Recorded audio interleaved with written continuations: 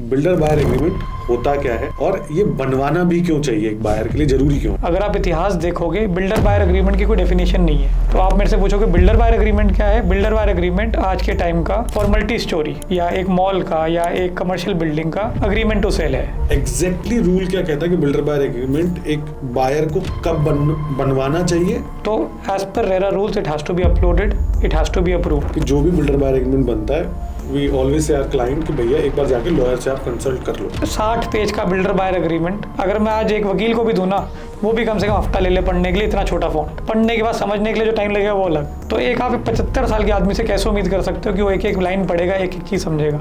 Real estate में क्या ना, इतने लूप होल्स हैं और हर चीज में, चाहे आप रेरा को उठा लो, आप अथॉरिटी की साइड से उठा लो, आप बिल्डर की साइड से उठा लो। 2012 का उसका अग्रीमेंट था। उस समय पर उन्होंने 12 करोड़ रुपए दे के विला लिया। विला में कोई कमी नहीं है, बिल्डर की कोई कमी नहीं है।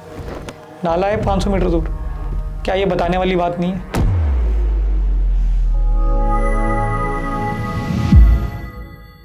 जय भूमि जय भारत। रियल एस्टेट अगर आप देखोगे तो एक चीज़ आपको दिखाई देगी जिसको सुनकर समझकर मुझे भी बड़ा आश्चर्य होता है कि इस इंडस्ट्री में इंसान अपनी लाइफ का सबसे ज़्यादा पैसा लगाता है, अपनी लाइफ का सबसे बड़ा धन इसी इंडस्ट्री में लगाता है अपना घर बनाने के लिए। और इसी इंडस्ट्री में सबसे ज़्यादा घोटाले भी होते हैं। अब ये घोटाले, ये स्कैम्स या फिर ये बायर्स जो चक्कर काटते हैं कोर्ट के, ये क्यों काटते हैं, उसके रीजंस क्या है? तो I decided why not create a series जहाँ पे मैं वो सारे टच पॉइंट्स पे जाऊँगा और बात करूँगा प्रोफेशनल से, स्पेशली लॉयर्स से, कि वो क्या रीजंस हैं जिसकी वजह से ये जो कोर्ट के बाहर जो लाइन लगती है, जो कोर्ट में 10 साल लगते हैं, जो बायर्स को परेशानी होती है, वो क्या क्या टच पॉइंट्स हैं। अगर उन टच पॉइंट्स के बारे में आप लोगों को पता लग जाए, समझ आ जाए, आपको अपने हक के बारे में पता लग जाए, तो आप वो चक्करों से बच जाओगे। उसी सीरीज में, ये जो पूरी सीरीज हम बनाने वाले हैं, इस सीरीज में सबसे पहले हम कवर करेंगे बिल्डर बायर एग्रीमेंट को। बिल्डर बायर एग्रीमेंट क्या होता है, बिल्डर बायर एग्रीमेंट क्यों बनवाना चाहिए, बिल्डर बायर एग्रीमेंट की इंपॉर्टेंस क्या होती है, इन सब सवालों के जवाब आज इसके पॉडकास्ट में हम बात करेंगे हमारे एक्सपर्ट गेस्ट मिस्टर धीरज गुप्ता जी के साथ। वो एक 15 साल एक्सपीरियंस फर्स्ट जनरेशन लॉयर हैं जो अपनी खुद की कंपनी चला रहे हैं परीक्षा लॉ फर्म के नाम से, एंड पिछले 10 साल से वो रियल स्टेट में ही अपनी प्रैक्टिस कर रहे हैं। तो रियल स्टेट में, रेरा में या रियल स्टेट में और कितनी चीज़ें होती हैं जहाँ पे प्रॉब्लम्स आ सकती है, उन सब के बारे में हम इनके साथ बात करेंगे। We have decided to create a series. तो इस सीरीज में सबसे पहली टॉपिक है बिल्डर बायर एग्रीमेंट। अगर आपको बिल्डर बायर एग्रीमेंट के बारे में नहीं पता है या अगर आपको थोड़ा बहुत भी पता है, then this podcast is a master class for you regarding builder buyer agreement. तो इस पॉडकास्ट को ध्यान से अंत तक देखिएगा so that you understand builder buyer agreement. तो चलिए शुरू करते हैं। Why did you choose to become a lawyer? So I chose to become a lawyer because I saw there is a gap. एक अगर आप if you go back in time, lawyer used to be a noble profession. वो nobility चली गई है, लेकिन काम आज भी वही है। आप अपनी मेहनत पूरी करो, आप अपने तौर तरीके अच्छे रखो, साफ काम करो, क्लाइंट को सच बोल के काम करो, साफ सुथरा काम करो, नोबिलिटी वापस आ जाएगी। तो मेरे लिए एक वो था कि it's a noble profession. Second, मेरी दादी हमेशा चाहती थी कि मैं किसी इंस्टीट्यूशन के लिए काम करूं। अच्छा। सरकारी समझ नहीं आते थे, तो मेरे को ये लगा एक प्राइवेट भी है लेकिन सरकारी काम सरकारी ही है, अगर आप देखो तो सेवा ही है। हाँ। तो सेवा भी कर रहे हो, सरकारी काम भी कर रहे हो और एक इंस्टीट्यूशन का, एक अच्छे इंस्टीट्यूशन का पार्ट भी हो। सो that is Y I chose law. Plus मेरा पर्सनल इंटरेस्ट बना था जब मैंने एक बचपन में एक हमारे फादर की पार्टी हो रही थी एक, तो उसमें एक वकील साहब आए थे। तो जब उनको देखा, उनका तौर तरीका देखा, बाकी सबसे अलग था।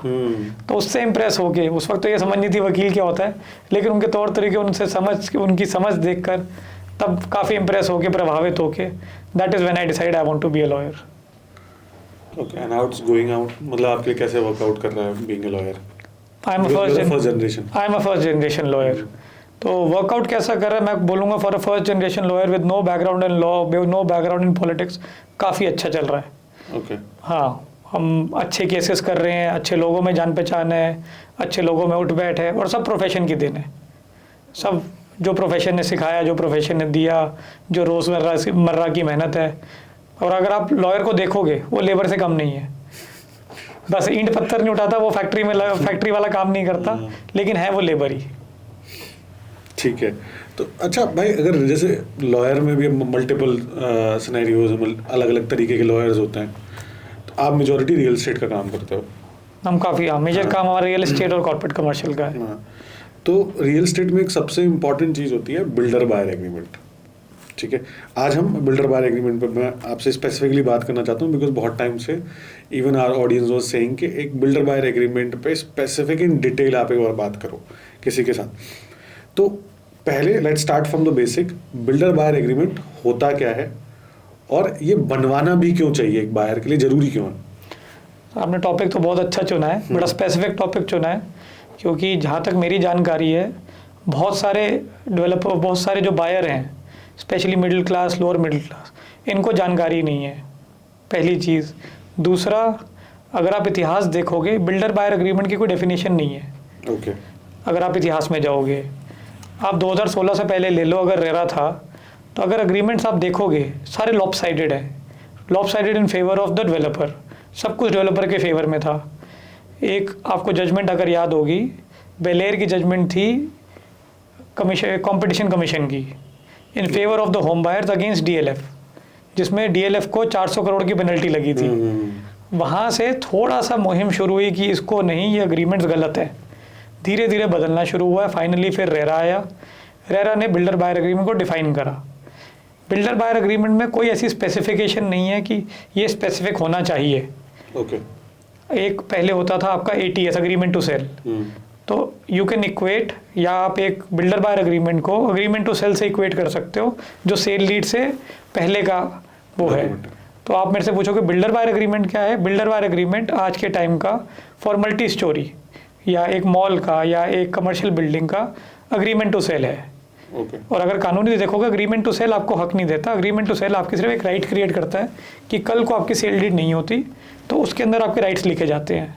ठीक है। आप पूछोगे कंटेंट्स क्या होते हैं उसके, बिल्डर बायर एग्रीमेंट में आपकी कॉस्ट लिखी जाएगी कितनी है, आपकी आईडीसी ईडीसी आएगी, आपका क्या नाम है प्रेफरेंशियल लोकेशन चार्जेस होंगे, आपके पार्किंग कितनी मिल रही है, कहाँ मिल रही है वो होंगी, आपको किस चीज़ का कितना पैसा देना है, आपको जो यूनिट मिलेगा या बिल्डिंग मिलेगी या अपार्टमेंट मिलेगा उसके स्पेसिफिकेशंस आएंगे, उसके एनेक्शर्स बनेंगे। It's a very detailed document. So उस डिटेल्स को पढ़ना बहुत ज़रूरी है। So that is why a builder buyer agreement, that is what a builder buyer agreement basically is. क्योंकि एटीएस में क्या है, 4 डिटेल आएंगी, 5 डिटेल आएंगी, जी मैं आपको ये प्लॉट बेच रहा हूँ या ये अपार्टमेंट बेच रहा हूँ या ये फ्लोर बेच रहा हूँ, इतने अमाउंट पे बेच रहा हूँ, इस दिन तक हम सेल लीड करेंगे। बट बिल्डर बायर एग्रीमेंट में हालांकि काफ़ी तरीके के होते हैं। सबसे पहले आपका पेमेंट शेड्यूल रहेगा कि आपका डाउन पेमेंट प्लान है, कि आपका ये है कंस्ट्रक्शन लिंक प्लान है, आपका आप जो अपार्टमेंट ले रहे हो उसकी क्या क्या स्पेसिफिकेशन है, आपको क्या क्या मिलेगा, क्या वो आपको बेयर शेल मिलेगा, क्या आपको फुली फर्निश मिलेगा, क्या सेमी फर्निश मिलेगा, आप किस चीज़ का पैसा दे रहे हो, अमेनिटीज़ आपकी प्रोजेक्ट की क्या क्या होंगी, उसमें क्लब है कि नहीं है, स्विमिंग पूल है कि नहीं है, उसमें क्या नाम है 4 और अमेनिटीज़ हैं कि नहीं, उसमें वॉकिंग पार्क है कि नहीं है, उसमें आपके क्या नाम है बास्केटबॉल कोर्ट्स हैं, प्ले एरियाज़ हैं कि नहीं है, उसमें सब कुछ आएगा। So that document is more detailed than an agreement to sell. Okay. अब नॉर्मली जब भी बिल्डर बायर एग्रीमेंट बनाने की बात आती है तो हर जगह हर तरीके के लोग होते हैं। कोई कहता है 10% के बाद बिल्डर बायर एग्रीमेंट बनेगा, कोई कहता है 20% के बाद बिल्डर बायर एग्रीमेंट बनेगा। बिल्डर भी यहाँ पे, क्योंकि लोगों को बहुत ज़्यादा तो इन्फॉर्मेशन ही नहीं है कि रूल क्या कहता है, एग्जैक्टली रूल क्या कहता है कि बिल्डर बायर एग्रीमेंट एक बायर को कब बनवाना चाहिए पहला, और कब बनना चाहिए according to the rule. Sir इसमें आपने सवाल जो पूछा उसमें 2 आंसर है। सबसे पहला आंसर ये है बनवाना कब चाहिए। बिल्डर बायर एग्रीमेंट पहले तो, अब मैं 2016 के बाद की बात करूँगा, ठीक है, पहले मैं बाद में आंसर दूंगा, उसके बाद की बात करता हूँ। रेरा आने के बाद बिल्डर बायर एग्रीमेंट को सबसे पहली चीज़ है कि अपलोड होना ज़रूरी है on the RERA website. It has to be approved by RERA. उसके सर्टन नॉर्म्स है रेरा एक्ट में, रेरा रूल्स में, ठीक है। तो as per RERA rules it has to be uploaded, it has to be approved. बनवाना कब चाहिए? एक ये बायर नहीं बनवाता, ठीक है। ये बिल्डर खुद ही बनाता है, because it has to be approved by real estate authority. उनको दिखाना पड़ता है, उसका अप्रूवल लेना पड़ता है। लेते हैं, अपलोड होता है, आप देख सकते हो। अगर 2016 से पहले की बात करें तो इसका कोई स्टैंडर्ड फॉर्मेट नहीं था, कुछ नहीं था। जैसा मैंने बताया, सुप्रीम कोर्ट की जजमेंट आई, उसके बाद थोड़े से चेंजेस आने शुरू हुए, जहाँ पर पहले आप देखोगे अगर डिले होता था तो बिल्डर को, बायर को मिलता था 250 रुपये पर स्क्वायर फुट का, और जो डेवलपर लेता था वो इंटरेस्ट अपना लिखता था। अब चेंज हो गया रेरा आने के बाद, उसमें दोनों को सेम इंटरेस्ट मिलता है, MLR plus 2%, MLR plus 2.5% as per the law in different states. So that is how RERA has help the buyers की बिल्डर बायर एग्रीमेंट को एक स्टैंडर्डाइजेशन आई है, बट उसमें भी लूप होल्स होते हैं, बिल्डर को पता है कहाँ खेलना है। हाँ, सो अब जैसे आपने लूप होल्स की बात की है, तो लूप होल्स पे भी एक बार बात कर लेते हैं, पहले थोड़ा आगे जाने से पहले, क्योंकि मैंने खुद भी काफ़ी सारे लूप होल्स देखे हैं, and not being a lawyer also.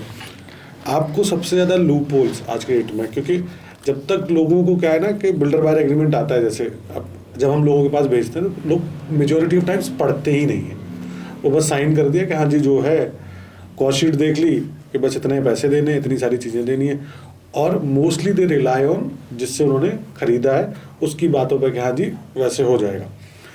तो पहली चीज़ तो जो उन्होंने बोला है, मैं इवन अपने बायर्स को भी ये बोलता हूँ कि जो मैं भी आपको जो बोल रहा हूँ वो आप अपने बिल्डर बायर एग्रीमेंट में एक बार जाके चेक करो कि मेरी बातों से वो टैली कर रहा है नहीं कर रहा है, और फिर बिल्डर जो प्रॉमिस कर रहा है उसको भी एक बार टैली करो। आपका यहाँ पे क्या है कि अगर मैंने बिल्डर बायर एग्रीमेंट, आज मैं बायर हूँ, ठीक है, मेरा बिल्डर बायर एग्रीमेंट आया, मैंने बिना देखे साइन कर दिया, मुझे कहाँ इशू आ सकते हैं बाद में जाकर? नहीं, जो पहले तो बिना देखे कुछ मत साइन कीजिए, ठीक है। सबसे पहली बात।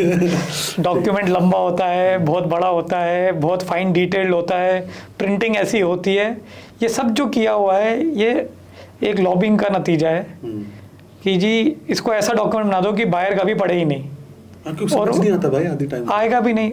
दूसरी चीज़, आप अगर एक नॉर्मल फॉन्ट देखेंगे, वो फॉन्ट 11 या 12 या 13 या 14 यूज़ होता है। बिल्डर बायर एग्रीमेंट का फॉन्ट होता है 6-7। आपकी आंखें ही पहले तो उसको देख के इरिटेट हो जाएंगी। अगर आप पढ़ने के लिए भी देंगे किसी को तो वो अपना समय लेगा। बट जो आपका सवाल है कि लूप होल्स कहाँ हैं, लूप होल्स हैं जी डिलीवरी में, आज भी लूप होल्स हैं। ओके, लूप होल्स कहाँ हैं? मैं गुड़गांव की एक स्पेसिफिक बात करता हूँ। गुड़गांव में EWS की वो चली हुई है कि इनके प्रोजेक्ट जो है बड़े स्पेसिफिक आते हैं, लोगों को यही नहीं पता उसका अपना एक कानून है। अच्छा, वो अलग है, वो अलग कानून है। Okay. तो उनको उनकी जानकारी नहीं है कि बियॉन्ड अ सर्टन परसेंटेज अगर आपने पेमेंट कर दी है, builder can not cancel your apartment. ठीक है। ये लोग क्या करते हैं, OC आता नहीं है, OC की एप्लीकेशन के बाद ऐसी ऐसी चिट्ठियाँ लिखते हैं which don't reconcile with law, but they reconcile with apartment buyer agreement या बिल्डर बायर एग्रीमेंट या प्लॉट एग्रीमेंट, उससे कंसाइल करते हैं, इनको लगता है ये ठीक है। अगर आप वैसे जायज़ देखें तो लास्ट पेमेंट जो है वो होनी होती है पोजीशन पर, लेकिन ये लोग मांगते हैं उसी पर।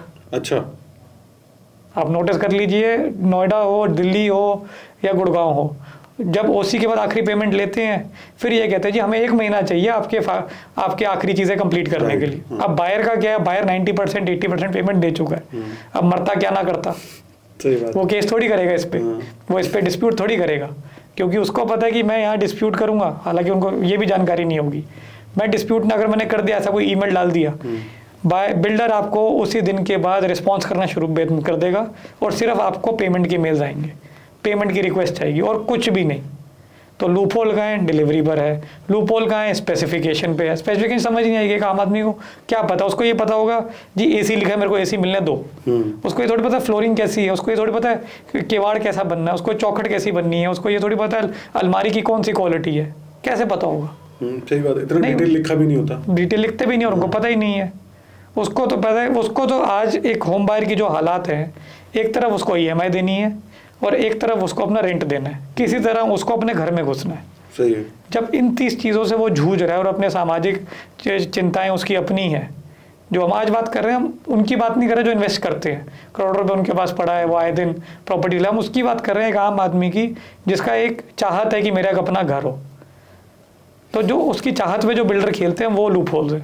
ओके भाई, कुछ एग्जांपल दे सकते हो आपने, जैसे केसेस देखे हो कि जिन लोगों ने बिल्डर बायर एग्रीमेंट स्टार्टिंग में बिना पढ़े साइन कर दिए, या फिर एवं ही मैं आज की डेट में मैं ये भी टॉपिक पे बात करना चाहता हूँ। पहले अगर इस पे चलते हैं कि let's talk about few examples कि जहाँ पे आपने देखा होगा यार इसने तो ये भी तो बहुत बेसिक सी मिस्टेक थी, अगर ये खुद भी पढ़ लेता या किसी लॉयर से ढंग के लॉयर से पढ़वा लेता तो ये प्रॉब्लम आती ही नहीं। ऐसे क्या क्या चीज़ें आपने देखी हैं अब तक? मैं 2-3 स्पेसिफिक एग्जांपल देता हूँ विच आर वेरी स्टार्क। एक हमारे क्लाइंट थे, उम्र थी उनकी 75 साल जब उनके पास ये बिल्डर बायर आया। अब वो पले बड़े थे यूके में। ओके। मैं आपको बड़ा स्पेसिफिक बता रहा हूँ। उनके पास जब ये ब्रोशर आने से, उससे बायर एग्रीमेंट आने से पहले उनके पास आया जी ब्रोशर। अब ब्रोशर में लिखा हुआ था कि जो इस प्रोजेक्ट के आर्किटेक्ट हैं वो सिंगापुर के हैं, जो इसका इंटीरियर करेंगे वो लंदन के हैं। तो एक आदमी की साइकोलॉजी से कैसे खेला जाता है। हाई एंड प्रोजेक्ट आया। अब उस प्रोजेक्ट की जो परमिशन थी, गुड़गांव का प्रोजेक्ट है 108 द्वारका जो आजकल बहुत चल रहा है, उस प्रोजेक्ट की बात कर रहा हूँ। 108 में आया कि जी ये सब होगा, इस प्रोजेक्ट में आपके पास वॉकिंग एरिया 8 किलोमीटर का, 8 किलोमीटर का वॉकिंग एरिया। आप सोचो 100 एकड़ का प्रोजेक्ट है लेकिन 8 किलोमीटर का आपको वॉकिंग एरिया मिल रहा है, आपको चिल्ड्रंस पार्क मिल रहे हैं, आपका जो विला बनेगा 3 साइड ओपन है, फ्रंट और बैक में आपको गार्डन मिलेगा, not a personal garden but a public garden. But 100 एकड़ का प्रोजेक्ट ऑफ ग्रीन एरिया, सोचो कितना होना चाहिए। बट उसमें क्या लूप होल था, 2013 में उन्होंने साइन किया, वो थी प्लॉटेड डेवलपमेंट। अच्छा। पूरे बिल्डर 60 पेज का बिल्डर बायर एग्रीमेंट। अगर मैं आज एक वकील को भी दूँ ना, वो भी कम से कम हफ्ता ले ले पढ़ने के लिए, इतना छोटा फॉन्ट। पढ़ने के बाद समझने के लिए जो टाइम लगेगा वो अलग। तो एक आप 75 साल के आदमी से कैसे उम्मीद कर सकते हो कि वो एक एक लाइन पढ़ेगा, एक एक चीज़ समझेगा। उसको क्या पता प्लॉटेड डेवलपमेंट क्या है या कंस्ट्रक्टेड डेवलपमेंट क्या है। उसने तो वो सब देखा जी। उन्होंने कहा जी आपको 4 साल में मिल जाएगा। 4 साल प्लस 6 महीने जो फोर्स मेजर का क्लॉज लेते हैं। पहले तो वो क्लॉज भी गलत है, उसमें अलग से डिस्कशन कर सकते हैं। अच्छा। हाँ, 4 साल में मिल जाएगा जी। उनको तो समझा 4 साल में मेरे को मिलेगा। 2013 का साइन किया। 2017 में उन्होंने चिट्ठी लिखी कि जी आपने तो मेरे से इतने साल से पेमेंट भी नहीं मांगी, और मैंने फाइन किया था फरवरी 2013 में, अगस्त 2017 आ गया। तब उनको पहली फोटोग्राफ भेजी गई कि जी आपके यहाँ पे डिगिंग शुरू हो गई है। 4 साल बाद जी वो हमारे पास आए। हमने जब अग्रीमेंट पढ़ा, ने कहा जी ये तो आपका पहले तो अग्रीमेंट ही गलत है। अग्रीमेंट गलत नहीं था, टेक्निकली गलत नहीं है। टेक्निकली गलत क्यों नहीं है कि जी इसमें लिखा है जब प्लॉटेड डेवलपमेंट का ओसी आ जाए, ओसीसी आ जाएगा, सीसी मिलता है प्लॉटेड डेवलपमेंट का, जब सीसी आ जाएगा उसके बाद आपके विला की कंस्ट्रक्शन शुरू होगी, और उसके बाद हम आपसे 4 साल लेंगे। और उनको बताया क्या गया मीटिंग में, आपको 4 साल में मिल जाएगा। हाँ ये तो खैर ये तो सेल्स वाले की गलती है, बट ये हाँ होता है, ये होता है। गलती किसी की नहीं है। किसकी गलती बोलोगे आप? बिल्डर की बोल, बिल्डर कहेगा मैंने तो लिखित डॉक्यूमेंट दिया, पढ़ लेते। सेल्स वाला कहता मैंने तो वही डॉक्यूमेंट आपको दिखाया है। भाई गलती वहां से शुरू हुई जहां से बिल्डर की इंटेंशन थी। इंटेंशन क्या थी जी मैं दिखाऊंगा, और बाद में ये भी निकला कि उसके जो आर्किटेक्ट थे वो भी इंडियन, जो इंटीरियर वाले थे वो भी इंडियन। उसने माल बेचने के लिए उसने यूके का नाम लिख दिया, कुछ लिख दिया। हमने उस फर्म को चिट्ठी लिखी, उन्होंने बताया जी हाँ जिस दिन ये एग्रीमेंट आपके पास आया होगा ब्रोशर, हमारा एग्रीमेंट था, बट इन्होंने हमारी पेमेंट नहीं करी, ये एग्रीमेंट हमने 2014 में खारिज कर दिया। लेकिन सेल्स के लिए, बिल्डर को तो पहले पता था मैं ये करूँगा, सेल्स के लिए उन्होंने सिर्फ उसका नाम यूज़ कर लिया, और उसके बाद कभी नहीं बताया कि ये हमारा एग्रीमेंट कैंसिल हो गया। तो ये फॉल्स एडवर्टाइजिंग नहीं है, ये मिस रिप्रेजेंटेशन नहीं है। अब लेकिन आप कोर्ट जाओगे, कोर्ट कहेगा जी आप ये तो कुछ होता ही नहीं ब्रोशर, और ब्रोशर तो क्योंकि ब्रोशर पे किसी के साइन नहीं है, बिल्डर कह देगा मेरा तो आई नहीं है, क्या कर लोगे आप? ये तो मैं इवन आज भी देख रहा हूँ कि फैंसी प्रोमिसेस, फैंसी ये लैंडस्केप आर्किटेक्ट, उनका नाम लिखा हुआ, और वो आगे करेंगे क्या जी, 10 एकड़ का प्रोजेक्ट है, उसमें आधे एकड़ में वो काम कर रहे होंगे, 9.5 एकड़ में कोई और काम कर रहा है, लेकिन नाम उनका ही। अरे आपने तो आधा एकड़ बहुत कह दिया, बहुत बड़ा कह दिया। हमने यहाँ तक देखा है लैंडस्केपिंग में स्पेशली, क्योंकि क्या एक लैंडस्केपिंग है जो प्रोजेक्ट की वैल्यू बहुत एलिवेट कर देती है, ग्रीन एरिया बहुत एलिवेट करता है। क्योंकि आप देखो दिल्ली एनसीआर में पोल्यूशन बहुत बड़ी प्रॉब्लम है, अब ग्रीन एरिया के ऊपर बिक रहे हैं, आपके गोल्फ कोर्स रेजिडेंसेस बिक रहे हैं, लैंडस्केपिंग पे बिक रहे हैं, क्योंकि पोल्यूशन इतना है। 40-45% की लोडिंग आप इसीलिए दे रहे हो। हाँ कि ग्रीन एरिया दो, ग्रीन एरिया आप भी रियल एस्टेट हो, कितना मिलता है? आप बिल्डर्स के काफ़ी क्लोज हो, नहीं मिलता। कंक्रीट जंगल मिलता है, मैं बोलूँ तो कंक्रीट ही कंक्रीट है। ओपन एरिया की पार्किंगें बिक रही हैं, ओपन एरिया बिक रहे हैं, दुकानें बिक रही हैं जहाँ बननी नहीं चाहिए। खैर मैंने आपको ये एक एग्जांपल दिया, मैं आपको एक एग्जांपल देता हूँ फिर से 108 का, फिर से बहुत बड़े डेवलपर है, ओके, उनको विला मिलना है, विला के पास ऐसा होगा वैसा होगा, अंदर सब कुछ दिया, सब ठीक। कुछ है अंदर, एक बार ये डिस्क्लोज नहीं किया जी इससे 500 मीटर दूर नाला है। क्लाइंट ने पूरे पैसे भरे, 2012 का उसका अग्रीमेंट था, उस समय पर उन्होंने 12 करोड़ रुपए दे के विला लिया। विला में कोई कमी नहीं है, बिल्डर की कोई कमी नहीं है, नाला है 500 मीटर दूर। क्या ये बताने वाली बात नहीं है? जो एक आदमी 12 करोड़ रुपए खर्च रहा है, मतलब वो अपर मिडिल क्लास से अबव हो गया। हाँ बिल्कुल, 2012 में आज भी 12 12 करोड़, करोड़ बहुत थे उसके। हाँ आज भी 12 करोड़ देना बहुत मुश्किल है। वो कह रहे हैं मैं रह नहीं सकता वहाँ चाह कर भी। बिल्डर कहता है सरकार की गलती है, सरकार कहता है भाई बिल्डर ने नहीं बताया, नाला तो वहीं रहेगा, नाला थोड़ी चेंज हो जाएगा। फिर और आपको भी पता है द्वारका एक्सप्रेसवे कब जाकर खुला और कब से प्रॉमिस हो रहा है। मैं समझ गया आप किसकी बात कर रहे हो, और वो आज भी हो रहा है ना। ये बातें जो है डिस्क्लोज करने वाली। सबसे बड़ी बात, आईडीसी ईडीसी पे लड़ाइयाँ होती हैं, सर ये रोड कब आएगी, सर्विस रोड कब आएगी, मेन रोड कब आएगी, सर्विस रोड कब आएगी, मेन रोड कब आएगी। आधे प्रोजेक्ट के अगर आप देखोगे गुड़गांव में स्पेशली, नोएडा का तो हमने जो देखा, चलो एक हाईवे बना हुआ वहीं से ब्रांच आउट हो रही है, एंड में हो सकता है आखिरी का किलोमीटर टूटा हो। आधे प्रोजेक्ट की अप्रोच रोड नहीं है गुड़गांव में, स्पेशली जो अंदर अंदर है। हाँ मैं भी गया था अभी एक प्रोजेक्ट पे, 8 करोड़ का अंदर आप जाके फ्लैट ले रहे हो और रोड ऐसा है कि 2 गाड़ियां ढंग से सीधे नहीं निकल सकती। हो सकता है सारी बातें सुन के बिल्डर मेरे खिलाफ आ जाए काफ़ी बिल्डर नाराज भी हो, बट सच बात ही है, क्योंकि आज हम एक आम आदमी के लिए बात कर रहे हैं। सच बात यही है। वो हमेशा जब भी आम आदमी की बात होती है ना तो इशू आ जाता है, लेकिन करनी भी ज़रूरी है।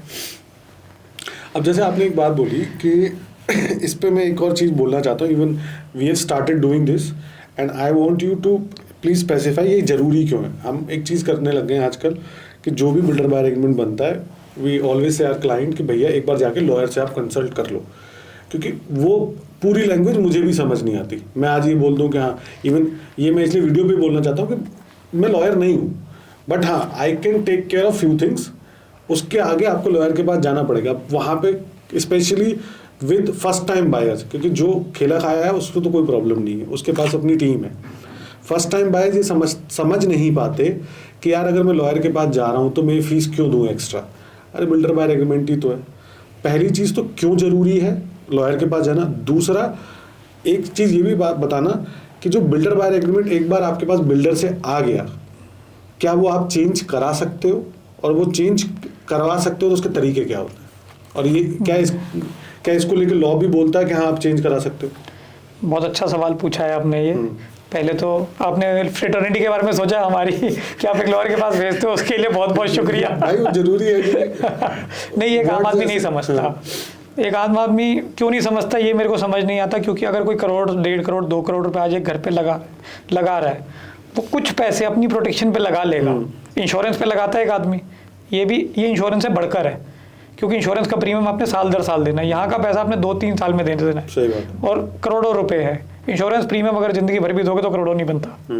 ये करोड़ों रुपए आप दे रहे हो, रहने के लिए दे रहे हो, अपने लिए, अपनी बीवी के लिए, बच्चों के लिए, माँ बाप के लिए दे रहे हो, तो एक छोटा सा अमाउंट और आप अपनी प्रोटेक्शन पे खर्च नहीं कर सकते, पहली चीज़। दूसरी चीज़, क्यों ज़रूरी है, बायर आपको क्या करेगा, बिल्डर बायर एग्रीमेंट आप चेंज नहीं करा सकते।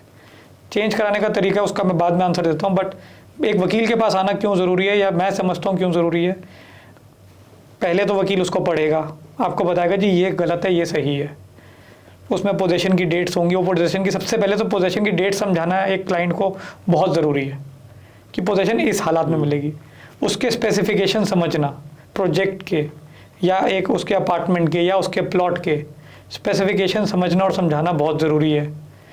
बीच में एक थोड़े साल पहले ही एक जजमेंट आई है जिसमें बोला था कि जी 5% plus minus at the time of possession हो सकता है। उस एक जजमेंट को आने के लिए हमें 1986 के बाद से 34 साल लग गए कि 5% जो ये लेते हैं वो गलत है। अच्छा, 34 साल ये चीज़ें समझने के लिए सही है कि गलत है। बिल्डर बायर क्या है कि आपका हो सकता है सुपर एरिया बढ़ जाए, नापने वाला कोई है नहीं, प्रोजेक्ट असेसमेंट्स होते नहीं थे। अब तो कम से कम रेरा ने इतना आसान कर दिया कि जी प्रोजेक्ट का जो वो है मुखड़ा है वो प्रोजेक्ट के बाहर लगा होगा, नक्शा बाहर लगा होगा, तो आप समझ सकते हो। लेकिन एक आम आदमी कितना समय दे सकता है, वो अपनी रोजी रोटी कमाए कि इस चीज़ों पे लगे। सही बात, ये तो अथॉरिटीज़ का काम है। अथॉरिटीज़ का काम है, अथॉरिटीज़ का क्या काम है वहाँ नहीं जाएंगे अपने काम पे ध्यान देते हैं, किसी और के काम पे ध्यान नहीं देते। ठीक है ठीक है। तो एक आम आदमी क्या करेगा, उसको अपना पेमेंट प्लान पता होना चाहिए। अब पेमेंट प्लान जो है it has to reconcile with things that are posted by the builder on the RERA website. उससे रिकनसाइल करेगा एक वकील, वो देखेगा जो अपलोडेड वो बिल्डर बायर है क्या ये उससे मैच करता है। तो ये क्लाइंट को लगता है, क्लाइंट फ़ोन करता है सर मैं एग्रीमेंट भेज रहा हूँ, कल तक आप रिप्लाई कर दोगे। उसके पीछे कहीं घंटों का काम है, क्लाइंट ये नहीं समझता। और अगर आप ये समझाने बैठेंगे ना क्लाइंट को सर ये स्टेप्स हैं, क्लाइंट कहेगा मैं जी किसी और वकील के पास चले तो वो फट से बता देगा। हमें वो नहीं है कि क्लाइंट लूज हो जाएगा, हमें ये है कि क्लाइंट को आज के टाइम पे वो मैच्योरिटी नहीं है कि ये ज़रूरी क्यों है और एक वकील समय क्यों ले रहा है अपना। मैं ये नहीं कहता हफ्ता लो, क्योंकि उन्होंने भी साइन करना है। हाँ फिर आपका अगला सवाल था कि ये चेंज हो सकता है कि नहीं। चेंज हो सकता है अगर आपको लगे कि जी it is not in terms of the real estate act, it is not in terms of the document that has been uploaded, it is not in terms of what is permitted in the area, it is not in terms of what is being advertised and what is being sold. क्योंकि वकील एक general search भी करेगा अपनी online जाके, जो करनी भी चाहिए कि भाई क्लाइंट ने तो आपको एक दस्तावेज दिया है, लेकिन वो कहते हैं devil is in the details. आपने क्या किया, अपने एफर्ट क्या डाले उसको एक समझने के लिए फ्रॉम अ पर्सपेक्टिव कि वकील अपना पैसा डालता कि नहीं, अगर उसके पास वो पैसा होता या उसके पास वो इन्वेस्टमेंट की अपॉर्चुनिटी होती। अगर उसमें उसका आंसर नो है या उसका आंसर मॉडिफिकेशन के लिए है या उसका आंसर अमेंडमेंट के लिए है, तब वो एक क्लियर आंसर दे पाएगा। तो इसीलिए ये सब ज़रूरी है, सारे स्टेप ज़रूरी हैं। एक बहुत बड़ा आपको एग्जांपल देता हूँ अपने ही केस से। हमारे क्लाइंट के बाद project was going slow, Gurgaon, Noida तब इतना चल नहीं रहा था। जब वहाँ की बात हुई, हमने उस वक्त रेरा नहीं था, हमने ऑनलाइन जाके चेक किया, उसका कंस्ट्रक्शन लाइसेंस लैप्स हो चुका था और तब बिल्डर बायर एग्रीमेंट साइन हो रहा है। ठीक है, मैं आपको, अगर हम बैठेंगे ये डिस्कशन शुरू करेंगे ना, आप इंतहा हो जाएगी और आप कहोगे यार रियल एस्टेट से निकल के कोई और इंडस्ट्री में चलते हैं। जो आप बात बोल रहे हो I totally agree with, because real estate में क्या है ना, इतने लूप होल्स हैं और हर चीज़ में, क्योंकि चाहे आप रेरा को उठा लो, आप अथॉरिटी की साइड से उठा लो, आप बिल्डर की साइड से उठा लो, लूप होल्स बहुत ज़्यादा है। बिकॉज मार्केट इतनी बड़ी है, इस मार्केट को तो समेटना चालू 2016-17 से तो किसी का ध्यान आया है। चाहे थोड़ा सा मैं कहूँ कि रेरा 2016 में जब आया तब उन्होंने सोचा कि यार इनके लिए कुछ कर देते हैं, चाहे वो चल रहा है नहीं चल रहा है, it's a different topic altogether. Authority क्या कर रही है, it's a different topic altogether. Builder कुछ कर रहा है, it's a different topic altogether. My point is, ये लोग जो भी कर रहे हैं, and through this podcast also I am trying to do कि भैया ये तो देखो करते रहेंगे, इनके पास बहुत पैसा है, इनकी जितनी बड़ी टीम है उतनी मेरे पास भी नहीं है, मैं भी नहीं समझ सकता उतनी चीज़ें। बट कुछ अगर आप बेसिक चीज़ें ध्यान में रख लो तो आपका जो आप चाहे 1 करोड़ या 10 करोड़ डाल रहे हो वो मरने से बच जाएगा, वो फंसने से बच जाएगा। ये आपकी बिल्कुल ठीक बात है। और बस आप इनिशियली पहला इतना ध्यान रख लो। हाँ, रखना भी चाहिए। प्लस मैं just to add to what you are saying, एक हमें और चीज़ ध्यान रखनी चाहिए, जब प्रोजेक्ट में आपने पैसा डाला है, 3 साल का है, should keep a regular check. अगर आपने वकील पे भरोसा किया, सर मैं आज प्रोजेक्ट पे गया था, आज मैंने ऐसा देखा, ये उन्होंने 3rd स्लैब के पैसे ले लिए, लेकिन 3rd स्लैब मेरे को लगा कंस्ट्रक्टेड नहीं, मैं फोटो लाया, एक बार आप देख सकते हो कितना समय लगता है इसमें। एक संडे आपने निकाला, आप पिकनिक के लिए परिवार के साथ जाते हो, अपने प्रोजेक्ट की तरफ चले जाओ जिस प्रोजेक्ट में आपने परिवार को लेकर जाना है। बहुत देखे हमने ऐसे कि बिल्डर जो है डिमांड भेज देता है, बिल्डिंग जो है नींव भी नहीं गड़ी होती। ये आपने बहुत सही बात बोली है। मेरा नेक्स्ट एक्चुअली सवाल ही यही था, बट आपने कवर कर दिया, तो अगले पे चलते हैं। सॉरी, बिल्डर बायर एग्रीमेंट में ऐसी बहुत सारी चीज़ें हैं, इवन मैंने भी पर्सनली नोटिस किया कि डेवलपर के लिए कुछ है, बायर के लिए कुछ और है। ठीक है, अब एक बार वो साइन हो गया, क्योंकि जब साइन से पहले तो आप चीज़ें जैसे आपने बोला चेंज करा सकते हो, चीज़ें होती भी, हमने भी कराई हैं, बट एक बार वो साइन हो गया, उसके बाद अगर वो अगेंस्ट द लॉ भी है, फॉर एग्जांपल रेरा कुछ बोल रहा है, जैसे मैं एक एग्जांपल लेता हूँ, एक पेनल्टी का क्लॉज है, वो डिले करेगा तो इतनी देनी है, आप डिले करोगे तो इतनी देनी, दोनों के लिए बराबर होनी चाहिए। रेरा तो यही बोलता है, बिल्डर ने अपने में 18 लेकर रखी है, आपके में 12 लिख रखी 12 है लिख कि मुझे 18 मिलेगी, मैं दूंगा तो 12 दूंगा। अब एक बार वो साइन हो गया, क्या उसके बाद बायर कुछ कर सकता है? ये आपका अच्छा सवाल है। तो again because since we are discussing RERA and changes that have been brought by RERA, तो थोड़ा सा पीछे जाएंगे 2016 से पहले। अगर आप 2016 से पहले के अग्रीमेंट्स उठाएंगे, builder buyer, apartment buyer, plot buyer, उसमें होता था कि buyer will get 250 rupees, 300 rupees, 500 rupees per square foot. ठीक है। अगर आपने 3000 स्क्वायर फुट का लिया है तो आपका कितना बनेगा? कुछ भी नहीं। ठीक है। कुछ भी एरी कुछ भी नहीं बना। उसके अवैज में डेवलपर क्या कहेगा, एंड जो बायर को मिलता है वो मिलता है ऑन द अमाउंट पेड। जो डेवलपर लेगा 18%, 24% वो लेता था on the value of the apartment. Right. तो उसकी जो वैल्यू है उसने तो 4 करोड़ पे ही लेना है। लेकिन अगर आपका पेमेंट लिंक प्लान है, आपने 1 करोड़ दिया तो आपको 1 करोड़ पे मिलना है। सबसे बड़ा लूप होल, इतना बड़ा गैप, ऊपर से परसेंटेज पे गैप। दूसरी चीज़ जो अब चेंज आया है वो यही है कि बराबर इंटरेस्ट मिलेगा। बायर ने अपनी पेमेंट डिले करी तो उतना ही इंटरेस्ट क्लेम कर सकता है डेवलपर, लेकिन डेवलपर ने डिले किया पोजेशन देने में, उतना ही इंटरेस्ट क्लेम करेगा MLR + 2% by the buyer in terms of section 18। ठीक है। बट इसमें क्या गैप है, डेवलपर अभी भी कहीं ना कहीं उसमें और चीज़ें जोड़ देते हैं। जोड़नी नहीं चाहिए कानूनी, क्योंकि जो इंटरेस्ट मिल रहा है वो basically is the compensation for the opportunity of money that you would have received and you are losing out on. ठीक। बड़ी छोटी सी बात है, that is also compensation. RERA ने जो चीज़ें कर्व करी हैं, जो मेरा मानना है और होनी चाहिए थी, सबसे बड़ी है कि अगर डिले हो रहा है या कॉम्पनसेशन की बात है, हालांकि कॉम्पनसेशन का उसमें है, उसमें भी एक डिस्कशन होना चाहिए, क्योंकि एक जो कॉम्पनसेशन का इशू आ गया और एक जो इंटरेस्ट ऑन डिलेट का है, उसका भी उसकी एक चर्चा होनी चाहिए, मेरा ये मानना है। ओके। क्यों होनी चाहिए वो जब आएगा तब वो उस पर डिस्कस करेंगे। बट जो एक उसका मेंटल एगनी है, हमारे देश में एक मेंटल हेल्थ को, मेंटल एगनी को बहुत ही माइन्यूट माना जाता है, उसकी कोई वैल्यू नहीं करता। लेकिन अगर आप बाहर की कंट्रीज़ में जाएंगे, अगर आपने एक बायर को परेशान किया एज अ डेवलपर, आपके ऊपर इतने पेनल्टीज लगेंगे, डेवलपर के आप 6 यूनिट और खरीद सकते हो, क्योंकि एक मेंटल हेल्थ को वो बहुत मान्यता देते हैं। हमारे यहाँ क्या है, मेंटल एगनी है, कोर्ट का उसका डॉक्टर का डॉक्यूमेंट लो। भाई हर मेंटल एगनी के लिए आदमी डॉक्टर के पास हमारे यहाँ तो नहीं जाता। सही बात। तो और अगर चला भी जाएगा, वो क्या कहेगा, अक्यूट केस ऑफ डिप्रेशन या माइन्यूट केस ऑफ डिप्रेशन, या हाँ बॉर्डर लाइन डिप्रेशन है, ये दवाइयाँ ले लो। और 40 रुपए की दवाइयाँ, कोर्ट के 40 की दवाइयाँ ले ली तो क्या हो गया, हम दे देते हैं 1 लाख रुपए आपको। हालांकि अगर आप देखें जो उसमें वो सफ़र कर रहा है इंटरनली, वो बहुत ज़्यादा है। वो कैसे पता लगेगा, उसको कोई मेजर थोड़ी कर सकते हो।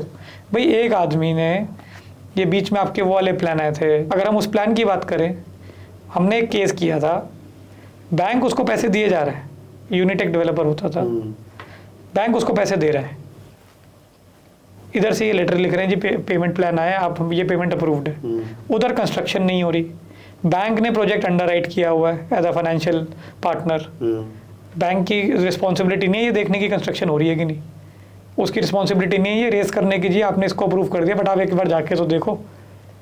सारी रिस्पॉन्सिबिलिटी सिस्टम ने मिलकर एक बायर के ऊपर डाली हुई है। एक वो आदमी जो इधर से EMI भर रहा है, एक वो आदमी जो अपना रेंट दे रहा है, एक वो आदमी जिसको बच्चे की फीस देनी है, एक वो आदमी जिसको अपनी बीवी को भी खुश रखना है, एक वो आदमी जिसको अपने माँ बाप की खुशियाँ भी पूरी करनी है।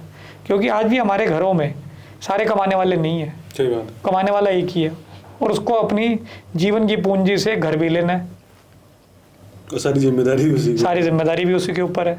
तो हमारा जो इंस्टीट्यूशन है या जो अथॉरिटीज़ हैं, ये कब रिस्पॉन्सिबिलिटी लेंगी कि यार मेरी रिस्पॉन्सिबिलिटी एक आदमी आदमी की जो सच्चा कमा रहा है, टैक्स भी वही भर रहा है, अथॉरिटी को पैसा भी वही दे रहा है, बिल्डर को पैसा भी वही दे रहा है, बैंक को पैसा भी वही दे रहा है, उसके लिए एक इंस्टीट्यूशन, उसका एक घर बनने के लिए कब आगे आएगा? और ये बहुत बड़ा सवाल, और ये सवाल खड़ा रहेगा। सवाल तो बहुत सारे हैं जो खड़े रहेंगे। हम अपने टॉपिक पे आगे चलते थोड़ा सा। भाई बिल्डर बायर एग्रीमेंट में ना एक और चीज़ जैसे आजकल बहुत सुनने में भी आती है कि पार्किंग को लेके बड़े इश्यूज होते हैं, और कि कौन सी बिक सकती है, कौन सी नहीं बिक सकती है। तो अगर मैंने पार्किंग खरीदी और मेरे बिल्डर बायर एग्रीमेंट में लिखा हुआ है जी मुझे ओपन पार्किंग मिल रही है, और मैंने उसके तो 8 लाख रुपए दिए, 10 लाख रुपए दिए, तो क्या बिल्डर ओपन पार्किंग बेच सकता है और अगर नहीं बेच सकता फिर भी उसने मेरे बिल्डर बायर एग्रीमेंट में लिख दिया तो मैं क्या करूँ? अव्वल तो जो ओपन पार्किंग का मुद्दा है वो काफ़ी जगह डाइवर्स है। ठीक है। महाराष्ट्र का लॉ कहता है कि ओपन पार्किंग स्पेस ही नहीं बिक सकती, it is attach to the apartment. ठीक है। गुड़गांव कहता है नहीं बिक सकती है पार्किंग स्पेस, बट ये जो ओपन पार्किंग का है largely it is open areas which fall under super area, so they can't be sold separately because आपने सुपर एरिया के पैसे ले लिए, आपने अमेनिटीज़ के पैसे ले लिए, तो जो ओपन एरिया आप उसको फिर से कैसे बेच सकते हो? ठीक है। तो 2 बार मोनेटाइज तो नहीं कर सकते एक एसेट को, आपने 2 बार मोनेटाइज कर लिया। हाँ, बेसमेंट की जो पार्किंग है वो साफ तरीके से अलॉट हो सकती है। मेरा पर्सनल ओपिनियन ये है it should be attach to the cost of the flat, it should not be sold separately. हो तो रही लेकिन वही हो रही है हो सब कुछ रहा है, अथॉरिटी को दिख नहीं रहा क्या? हो सब कुछ रहा है हमारे यहाँ। तो भैया देखो, काम करो तो काम कर सकते हो, ना करना चाहो तो कुछ नहीं। लूप होल्स और इसके कारण ढूंढना कि क्यों नहीं हो रहा बहुत दूर नहीं है हमसे। बट वो कोई सवाल उठाना नहीं चाहता बिकॉज वहाँ सवाल उठाने के लिए कोई अपने ऊपर रिस्क लेना नहीं चाहता। रिस्क लो ना, आप समाज में हो, समाज को अपना समझो तो 100 बाहर इकट्ठा हो जाए, 1000 बाहर इकट्ठा हो जाए, सबकी कॉमन प्रॉब्लम है, वो नोएडा हो, वो गुड़गांव हो, वो महाराष्ट्र हो, हर जगह बाहर की सेम प्रॉब्लम है। कोई ज़्यादा मुश्किल प्रॉब्लम नहीं है, कॉम्प्लेक्स प्रॉब्लम नहीं है, बहुत कॉम्प्लेक्स प्रॉब्लम नहीं है। और अथॉरिटी को अगर करना हो, भाई इतने बड़े बड़े आपके वो हो चुके हैं, क्या नाम है, ये बिजनेस कोचेज़ हैं, आपको इतने सारे कोचेज़ हैं जो स्टैंडर्ड ऑपरेटिंग प्रोसीजर्स बनाना शुरू करते हैं। उनसे देख लो ना स्टैंडर्ड ऑपरेटिंग प्रोसीजर कैसे बनेगा। स्टैंडर्ड ऑपरेटिंग प्रोसीजर बनाने में कितना टाइम लगता है आजकल। सारे AI टूल्स आपके पास है, technology is at your hand. कोई इतनी महंगी भी नहीं है टेक्नोलॉजी फॉर इंस्टीट्यूशंस। करोड़ों रुपया टैक्स में हम भरते हैं, या प्रॉपर्टी टैक्स हो, या रजिस्ट्रेशन चार्जेस हो, या आपके इनकम टैक्स हो, या GST हो, इतने टैक्सेस हम भरते हैं। क्या हम एक स्टैंडर्ड ऑपरेटिंग प्रोसीजर नहीं बनवा सकते? उतनी मेहनत कोई करना नहीं चाह रहा ना बाहर के लिए।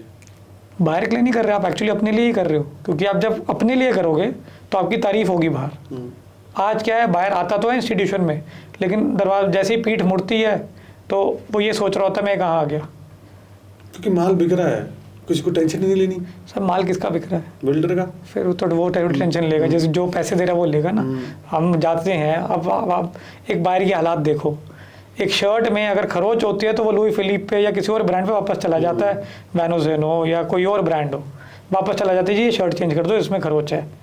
उसके घर पे खरोच आती है, वो बेचारा कुछ नहीं कर सकता, कुछ नहीं। और वहाँ पे करोड़ों रुपए दे रहे हैं, यहाँ पे हज़ारों रुपए दे रहे हैं। 90% लोगों को तो पता ही नहीं है कि वो कर भी क्या सकते हैं, कुछ नहीं कर राइट्स सकते। क्या है। देखो राइट्स हैं कईयों को, तो देखो समाज में अब राइट्स हैं, बट पता नहीं है। एक्सरसाइज करेगी नहीं, ये उनमें अचंभा रहता है, या ये उनको एक डिस्कशन वो रहता है, उनके माइंड में सवाल रहता है, करेगी नहीं। हमारे कोर्ट्स के हालात देख के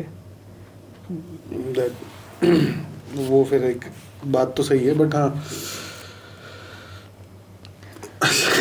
और एक और चीज़ है इसी सवाल का, राइट्स एक्सरसाइज करनी चाहिए, भर के करो। क्यों? जब तक आप नहीं करोगे कुछ नहीं बदलेगा। अनफॉर्चुनेटली ये शुरुआत भी आपसे और अंत भी आप पे ही है, क्योंकि सिचुएशन ऐसी बनी हुई है। तो वो हमारे कानून में वो होता है ना, एक कहना है बायर बीवेयर। तो ये वो है, बट ठीक है, चेंज आएगा जब वही होता है, आम आदमी उठता है तो चेंज आता है। कोशिश तो वही है कि एटलीस्ट लोगों को अपने राइट्स तो पता लग जाएंगे भाई, पता लगने चाहिए। हाँ, कि आप ये कर सकते हो, आपके पास ये ऑप्शन है, ये चीज़ें कुछ चीज़ें आप अगर कर लो तो चीज़ें ऑटोमेटिकली ठीक होने लग जाएंगी। हर इंसान सवाल पूछने लग जाए ना, भाई ये ऐसा क्यों, ये ऐसा क्यों, इसके बाद मेरा क्या होगा। अरे सवाल से एक छोटा सा कल का एग्जांपल बताता हूँ, कुल्फी खाने के ऊपर। अच्छा। थोड़ा सा डाइग्रेस कर रहे हैं। नहीं बात। हम गए थे डिफेंस कॉलोनी में किसी रेस्टोरेंट के बाहर, कुल्फी बड़ी मशहूर है वहाँ की। ठीक है। कुल्फी लेने गए, कुल्फी पे GST 18%, और रेस्टोरेंट के अंदर मंगाओगे तो 5%। ऐसा क्यों? अब ऐसा क्यों, वो अलग, अब ऐसा क्यों, तो वो क्यों ही है। हम पास 8-10 लोगों ने सवाल उठाया भी कि भाई GST नंबर तो सेम है आपके बिल पर, तो आपका परसेंटेज ऑफ GST अलग क्यों है? अच्छा, ये तो मुझे भी समझ नहीं आया, बट ठीक है। या किसी को समझ नहीं आया। अब वो बात उठी है, बट हाँ राइट्स पता होने चाहिए। आप कंज्यूमर कोर्ट जाना है, आपको रेरा जाना है, आपको सिविल कोर्ट जाना है, आपको कमर्शियल कोर्ट जाना है, आपको आर्बिट्रेशन करनी है, किस हालात में क्या करना है बहुत ज़रूरी है। Okay, so before I finish this podcast, एक मेरा लास्ट सवाल इसी में है, क्योंकि when it comes to RERA या वो सारी चीज़ें, मेरा point is not to change RERA, not to change builder. My point is कि मेरे बायर को, जो मुझे लोग सुन रहे हैं, उनको अपने राइट्स पता लग जाएं और वो क्या चीज़ें उनको करनी चाहिए वो पता लग जाएं।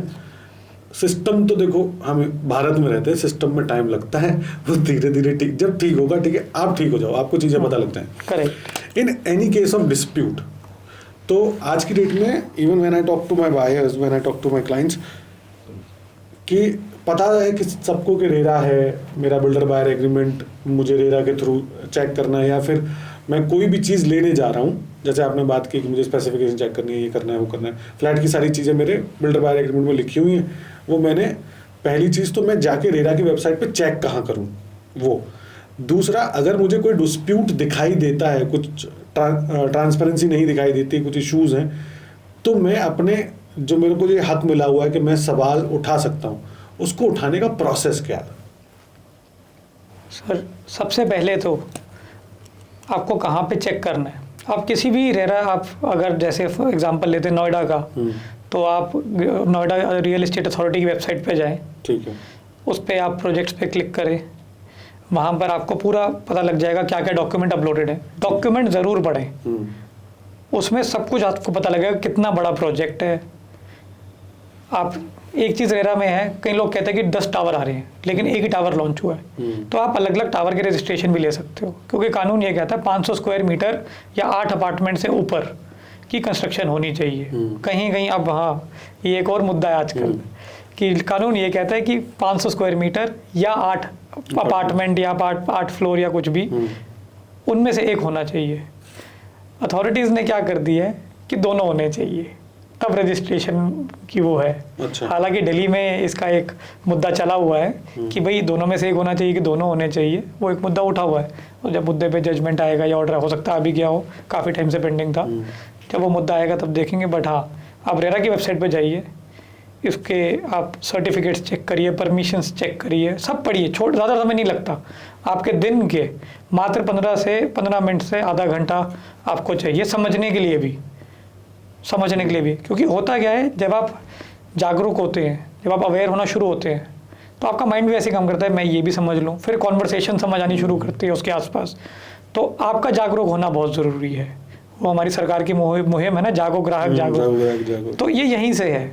सरकार ने देखो अपनी तरफ से, सरकार जो कर सकती है कर रही है, और अच्छा काम कर रही है कि आपके लिए सब कुछ ऑनलाइन लिया है। आप ठीक है उतना नहीं समझ सकते, तो कम से कम आपको एक कॉन्वर्सेशन उठाने का, अपने रियल एस्टेट कंसल्टेंट से, अपने वकील से, अपने दोस्तों से जिन्होंने ली हुई है, अपने रिश्तेदारों से एक कॉन्वर्सेशन उठाने का मौका मिलेगा। यार मैंने ये पढ़ा, इसमें तो ये लिखा था, लेकिन ऑनलाइन ये लिखा है, तो ये दोनों में से कौन सा ठीक है। 4 लोगों में जब आप चर्चा करोगे तो आपको आपका जवाब मिल जाएगा। दस्तावेज में भी मिलेगा, गूगल पे भी मिलेगा, चैट जीपीटी पे भी मिलेगा, एक आम आदमी से मिलेगा, एक अपने जैसे एक और इंसान से मिलेगा, लेकिन आंसर मिलेगा। तो ये चेक करना बहुत ज़रूरी है और करना भी चाहिए। फिर आप कहते हो कि जी मेरे को ये समझ नहीं आ रहा, बिल्डर ये कह रहा है लेकिन डॉक्यूमेंट कुछ और कह रहे हैं, तो इसमें जो वो है डिफरेंस क्यों है, और अगर है तो मैं इसका क्या करूँ। डिफरेंस छोटा हो या बड़ा हो, समझ आ रहा है नहीं आ रहा, अगर आपको उसमें कुछ गलत लिख रहा है, आप चिट्ठी ज़रूर लिखो रेरा को और बिल्डर को, हमेशा लिखो। उससे क्या हो जाएगा, जब तक हो सकता है आपकी सोच मैच्योर हो, या तो आपको ये समझ आ जाएगा ये इशू नहीं है, या आपको ये समझ आ जाएगा इशू छोटा है या इशू बहुत बड़ा है मेरे लिए। आपको अपना इशू समझ आ जाएगा। वो करते करते आप लिखना शुरू करते हो तो आपका माइंड एक और एक्टिव होता है कि जी मेरे को ये इशू लग रहा है, आपने ऑनलाइन ये लिखा है, रेरा का कानून ये कहता है, और बिल्डर ने ये किया, ये सही है कि गलत। रेरा को लिख के छोड़ दो, हो सकता है रेरा रिप्लाई ना करे, हो सकता है बिल्डर रिप्लाई ना करे, हो सकता है बिल्डर फ़ोन उठाए, बिल्डर का कोई सेल्स एग्जीक्यूटिव या बिल्डर का कोई और एक डिपार्टमेंट आपको फ़ोन उठा के बोले सर ये इसका मतलब ये है, आप आ जाइए समझने, और समझने ज़रूर जाइए। और उनको at the end of the discussion ये ज़रूर बोलिए कि जब डिस्कशन हो गया है आप मुझे मेल डाल दीजिए, नहीं तो मैं मेल डाल देता हूँ। 1 मिनट्स ऑफ द मीटिंग बनना बड़ा ज़रूरी है कि जी ओरल पे तो, वरना बिल्डर ओरल पे तो खेल जाएंगे और आप वहीं के वहीं रह जाएंगे। बिल्डर लिखे लिखाए पे खेल जाते हैं तो इसलिए बड़ा ज़रूरी है एक राइटिंग में लिखना, एक आपको लिखित में देना, अथॉरिटी को भी बिल्डर को भी, और ये बहुत ज़रूरी है। लॉयर से लिखवा लो, जहाँ पे आपने हज़ारों दिए हैं वहाँ पे कुछ और हज़ार आपको नुकसान नहीं करेंगे, फ़ायदा ही करेंगे। क्योंकि ये सब जो है आपकी कॉम्पनसेशन की तरफ लेके जाते हैं, आप ये सब जो है आपके डीले की तरफ लेके जाते हैं, ये सब जो है आपके इश्यूज़ की तरफ लेके जाते हैं कि कम से कम आप अथॉरिटी जाओगे, आप बोलोगे ये इशू तो मैं 3 साल से रेस कर रहा हूँ, ना अथॉरिटी ने सुना और ना इन्होंने सुना। आप कहीं इशू ऐसे हैं, मैं आपको एक और बहुत बड़ा एग्जांपल देता हूँ, बिल्डर का नाम नहीं लूँगा, नहीं वो लेना भी मत भाई, नहीं तो हाँ। मेरे पीछे पड़ जाएंगे। छोटा सा एक केस है, छोटा सा इशू है, बहुत छोटा। बिल्डर के पास ऑक्यूपेंसी सर्टिफिकेट है, हमारे पास आए उसमें से होम बायर कमेटी से 75 लोग, 75 में से टाइम डिले कर करके बिल्डर ने 40-45 सेटल कर दिए। जब 40-45 सेटल हुए तो 10-20 और बिखर गए, आखिरी के 10 रह गए। उन्होंने they showed faith in us, they stuck with us and I felt there is something wrong. RTI डाली हमने, जिस भी अथॉरिटी ने देनी थी ऑक्यूपेंसी सर्टिफिकेट। जब वो चिट्ठी डाली तो जी अथॉरिटी से जवाब आया, हमारे पास इसके इंस्पेक्शन के कोई रिकॉर्ड्स नहीं है। अब मेरा सवाल अपने आप से ये है कि बिना इंस्पेक्शन के आप एक ऑक्यूपेंसी सर्टिफिकेट कैसे इशू कर सकते हो, जब एक पूरा कानून है ऑक्यूपेंसी सर्टिफिकेट के ऊपर, आपके लोकल लॉज में, आपके रियल एस्टेट लॉज में, आपके म्यूनिसिपल लॉज में, आपके सोसाइटी लॉज में कैसे इशू कर सकते हो।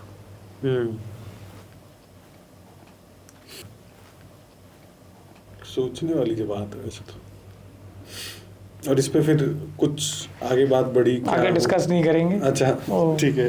चर्चा का मुद्दा नहीं है। हाँ बट ये हो रहा है, जो मैंने आपको दिए हैं छोटे छोटे एग्जाम्पल, बहुत स्टार्क एग्जाम्पल है, बहुत जगा देने वाले एग्जाम्पल है।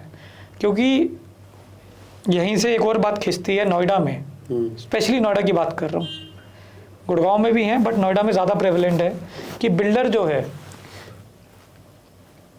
एक बायर को बिना ऑक्यूपेंसी सर्टिफिकेट के, बिना कंप्लीशन सर्टिफिकेट के पोजीशन दे देते हैं।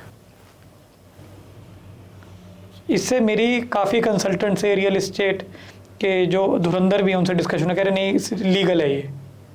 नहीं लीगल कैसे है? कानून कहता है आप बिना ऑक्यूपेंसी सर्टिफिकेट अंदर नहीं जा सकते, लेकिन लोगों के पास पोजीशन है, बिल्डर उस पर ट्रांसफर चार्जेस ले रहे हैं।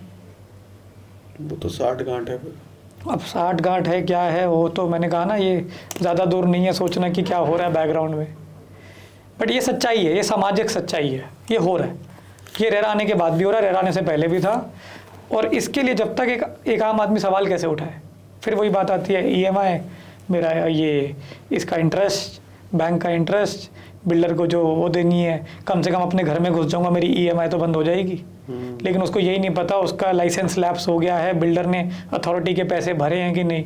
एक चीज़ जो ज़रूर शुरू होनी चाहिए जी, स्पेशली नोएडा में, क्योंकि हम आज नोएडा में बैठे हैं, एक चीज़ ज़रूर शुरू होनी चाहिए, बिल्डर का अथॉरिटी को पूरा पैसा गया हुआ है कि नहीं। बिल्डर को ये डिक्लेयर करना बहुत ज़रूरी होना चाहिए जब वो एक पोजीशन दे रहा हो, पोजीशन लेटर में DA डिक्लेरेशन बहुत ज़रूरी है। अब तो एक ये चीज़ भी चालू हुई नए प्रोजेक्ट्स में, स्पेशली कि हमने, स्पेशली अगर मैं वैसे बात करूँ, और मैं सबको ये बोलता भी, जिस बिल्डर की 100% पेड अप लैंड नहीं है अथॉरिटी से, वो माल ही मत बेचो उसका। हाँ, तो ये ही मैं कहना चाहता था कि भाई पेमेंट हुई है कि नहीं, क्योंकि कल को अथॉरिटी ने कैंसिल कर दिया, आपके पास ऑक्यूपेंसी नहीं है, ना आप इधर के हो ना आप उधर के हो, कुछ नहीं कर पाओगे, सालों साल कोर्ट के चक्कर काटोगे। और मैं बीइंग अ लॉयर बोलता हूँ, मैं नहीं चाहता एक आम आदमी कोर्ट के चक्कर काटे इन चीज़ों के लिए।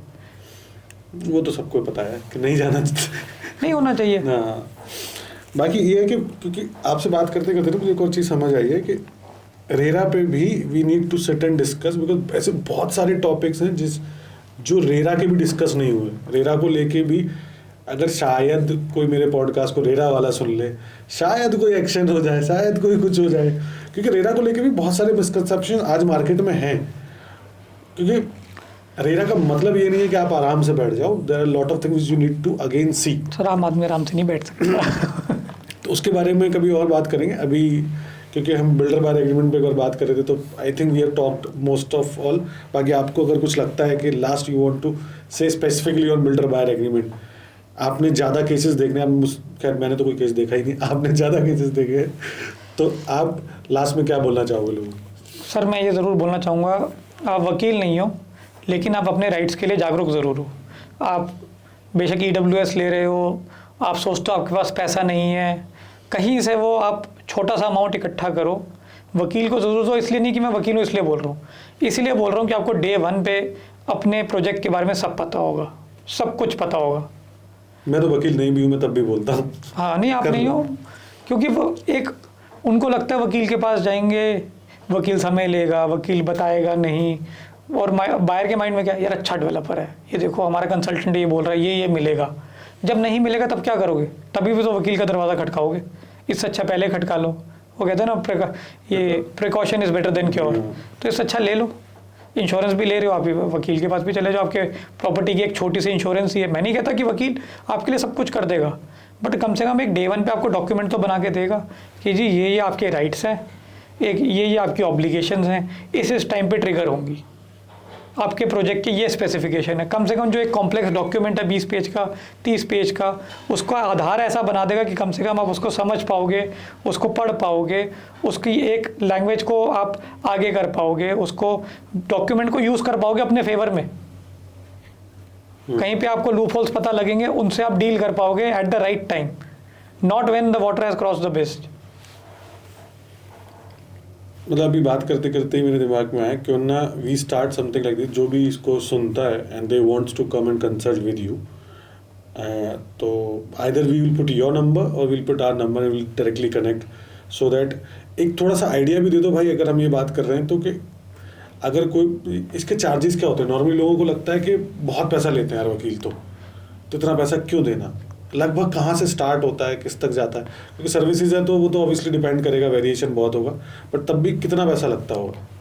देखो इसका ना कोई स्टैंडर्ड नहीं है। अच्छा, अब आप जाते हो हॉस्पिटल में सुपर स्पेशलिटी के पास तो फीस अलग है, जनरल फिजिशियन के पास जाते हो तो फीस अलग है, अब आप एक छोटे से क्लिनिक में जाते हो फीस अलग है। प्रॉब्लम फीस की नहीं है, प्रॉब्लम है डॉक्यूमेंट कितना कॉम्प्लेक्स है, डॉक्यूमेंट की लेंथ कितनी है, उसमें क्या क्या क्लॉजेज हैं, कानून क्या कहता है, आपका रेरा में कितना हमें रिसर्च करना है, हमें ऑनलाइन कितना रिसर्च करना है, हमें 4 चीज़ें और कितनी देखनी है, उस पर डिपेंड करता है फ़ीस का।